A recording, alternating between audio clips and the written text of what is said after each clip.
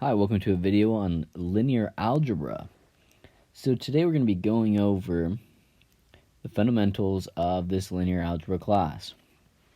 So we're going to be going over linear equations. So linear algebra is basically degree 1 equations that forms a system of equations. So a couple of examples would be, let's look at this one. Pi 7th cosine x plus 7 equal to 1. Unfortunately, this is not linear, so therefore, actually it's the other way. Therefore, oh no, it's the other way because, I meant to say because, so it's upside down, because it's not degree 1. Okay, so let's look at another example. X times y is equal to 1. Well, unfortunately, this one is not linear. Not linear because, again, it's not degree 1.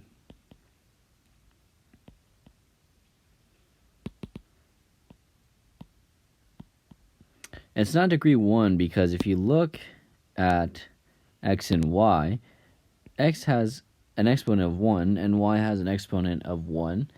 So they actually have a degree 2. So let's look at this equation. We have x equals 7 plus y. Now this is linear. So it's a linear equation. So now let's talk about solutions to these equations. So they'll come as x sub 1, x sub 2, but you'll also see them as x sub 1, x sub 2, and x sub 3, and x sub whatever. We're going to be going into a lot of dimensions and a lot of spaces, so there's going to be multiple dimensions. And what these numbers are, these solutions, is they're basically real numbers, or no solutions, or infinite solutions, and they're also they also tell you about the solutions to these equations. For instance, if the number of variables is greater than the number of equations, then it'll have infinite solutions. So let's take a look at how to obtain these solutions. So let's just say we're given this problem. 4 times x sub 1 plus 2x sub 2 plus 3x sub 3 plus x sub 4 equal to 20, let's say. Well, let's just look at this problem first and see how many variables we have. It seems we have 4 variables and 1 equation. So already, I need to make substitutions.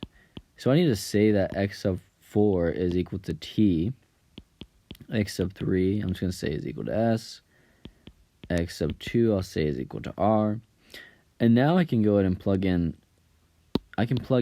all these variables back into the original equation, and then I'll get x sub 4 times x sub 1 plus 2 times r plus 3 times s plus t is equal to 20. And I can go ahead and solve for x sub 1, and x sub 1 will equal 1/4 times 20 minus 2r minus 3s minus t. And so here I have all my solutions. And you might even see your solutions like this, or your professor might make you write it like that. But that is how you obtain the solutions. Alright, so the next thing we have to talk about is augmented matrices. So augmented matrices are basically how you organize and how you solve for these variables. So let's just say you have these three equations. You have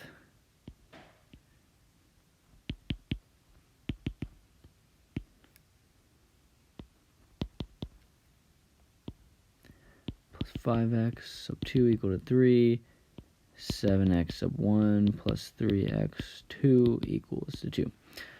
So let's just say you have these three equations, and you just solve for their variables.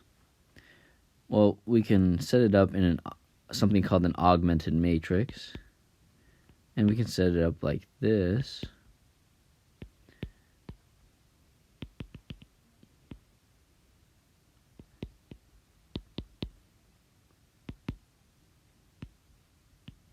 And this would be your augmented matrix. So notice you have your x sub 1's lined up in this first column, and then you have your x sub 2's lined up in this next column, and your constants lined up in that column. So just notice that there are more equations than there are variables. So we would have to make a placeholder for that variable that we'd have to make a substitution for. But we'll get more into that. So very important that we need to know about these elementary row of operations, because these tell you how you're going to be solving these variables. So after you put these into augmented matrices, you're going to apply these three operations.